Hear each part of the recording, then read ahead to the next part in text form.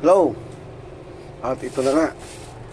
Ito na nga guys, gagawa tayo ng crispy pata.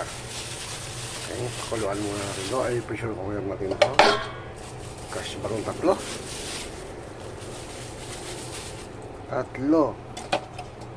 Okay. Awa. At isa pa.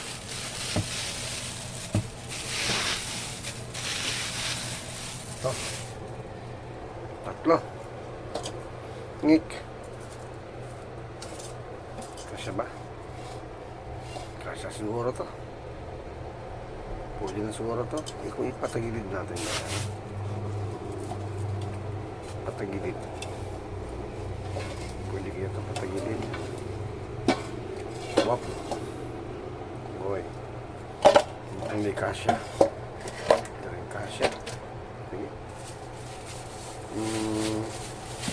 Pato na. Okay. Tatlo.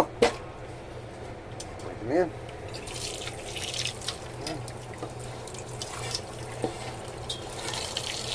Pressure cooker natin para lumambot. Pagka lumambot na siya, pag after pressure cooker, patuyuin natin. Tapos nilagay sa ref. Pag nilagay sa ref, patuyuin, lalagyan ng Ricardo. Hindi ko alam. Tila na rin sa YouTube ko nung kakalabasan.